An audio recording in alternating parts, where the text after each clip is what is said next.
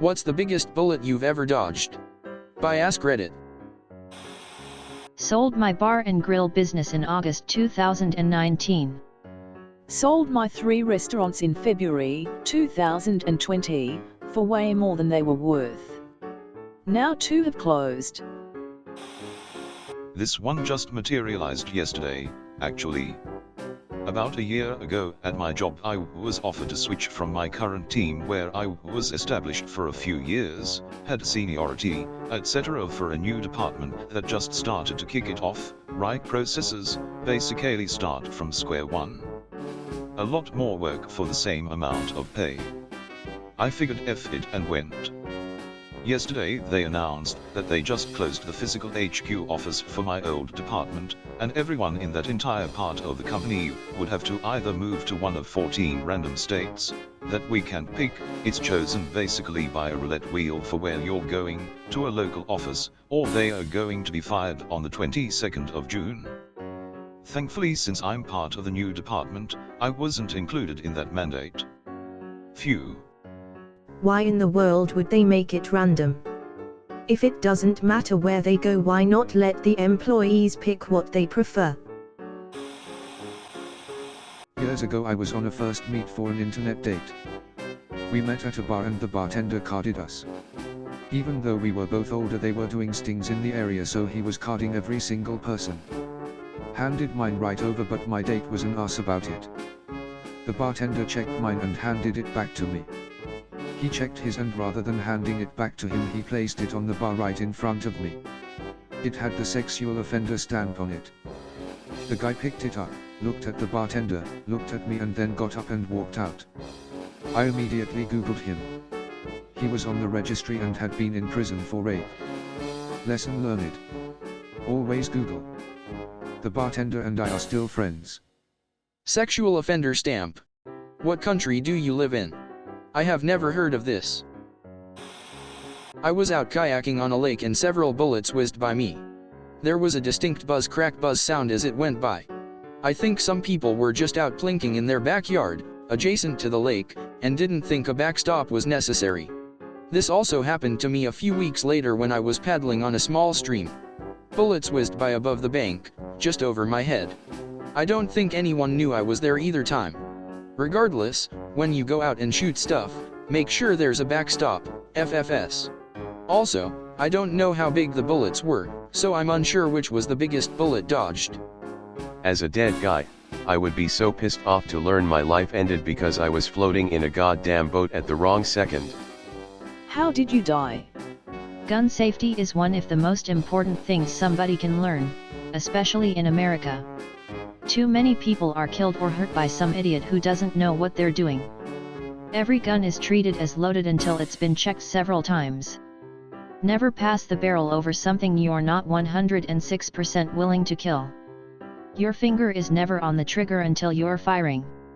Know your backstop and what's beyond it. If a gun doesn't fire when it should have, put it down and check it thoroughly. Edit, POO, never expected this much attention from a comment. Just glad I might have taught so many people something. I was booked on Pan Am Flight 103, which went down over Loch Irby, Scotland. I didn't have a premonition or anything supernatural. I just decided to cancel my seat. Didn't think anything of it until the plane went down and my mother had written down my flight plan and reminded me. This was back in the day when you could cancel without a penalty up to a couple of days in advance.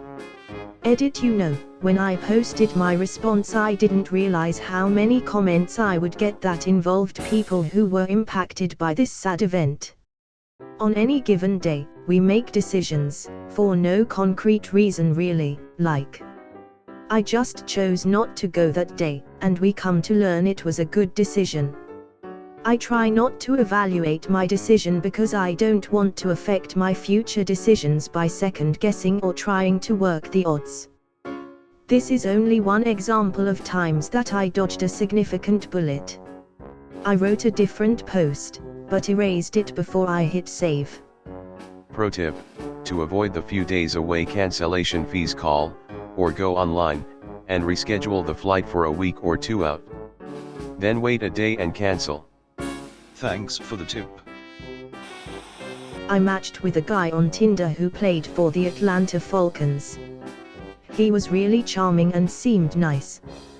He asked me to fly down to Atlantic City for Memorial Day weekend, said he would pay for everything, airfare, hotel, food, etc., but I had never met him before and he refused to give me his phone number. I was uncomfortable flying to meet a stranger, so I told him no. 2 weeks later he was on the news for kicking and killing his girlfriend's dog. What's with ATL Falcons and dogs? Not even trying to be funny, like really, that's messed up. 2005, my friend and I evacuated New Orleans 2 days before Hurricane Katrina and drove to Mississippi with the little money we had. We were trying to decide on where to stay for the night, and it was between a mid-range hotel or the really cheap motel. Decided to spend a little more for the hotel. During the night the eye of the storm came through Mississippi and flattened the roof of the motel we decided against. My mom wasn't going to leave for Katrina. I told her I was going to take me and my little sister and hitchhike if she didn't pack the car and leave within the hour. My dad didn't leave and he ended up on the roof with our neighbor because our house got flooded. No way all of us would have survived.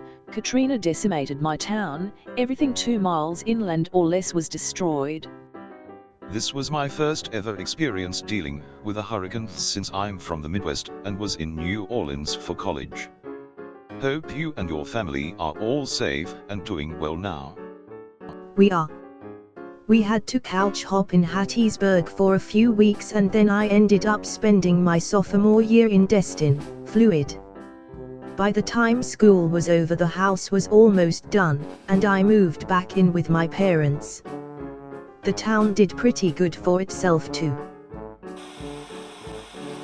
Not me. A Dutch mate of mine living in Tasmania had to visit his sick mum in Amsterdam. Booking his flight online, he said to his wife, "You know, I'm sick of flying Malaysian Airlines. The food is poo, the hosties are miserable, it'll cost more, but I'm booking with Singapore." So, instead of dying on MH17, he was on a plane 40 kilometers ahead of it. Edit. Just to clarify, he was on way home from AMS. Butterfly effect: if someone at Malaysia had made a better menu he could have died. Or nobody would be dead if he took the flight. We'll never know. My uncle booked one flight earlier than MH17 with Malaysian Airlines because then he could be at work earlier. Who's crazy? Physically? A bus. I grew up in Bermuda, and since it is such a small island, cars are limited to 1 per family, and everyone drives mopeds. I was driving into town, and came up to a red light behind a bus. As is tradition, I scooted around the bus to be in the front of the line of traffic.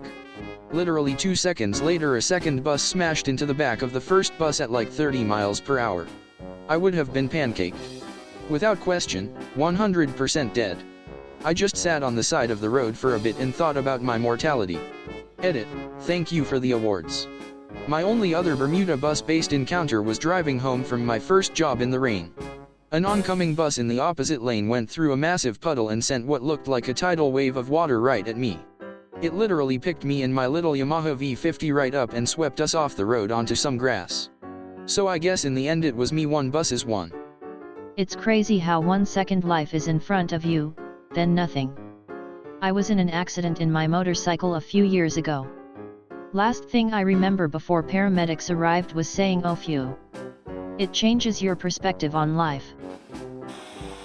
I really needed a job and the manager at a dispensary in my area offered me a spot. I said no, and 4 days later they were raided and everyone got arrested. I'm confused. Did they not have a license, or are the feds just raiding dispensaries because it's technically still illegal by federal law? Yes, the latter exactly. About 6 months after I left my ex, he got caught sexting a 12-year-old, he was 34 at the time. Edit, I had the wrong age. He was 34 when it started. By the time he was in jail he was 36. My first serious boyfriend, as an adult, is now serving time in federal prison after being busted for distributing child pornography. Absolutely horrifying. Thank you for watching.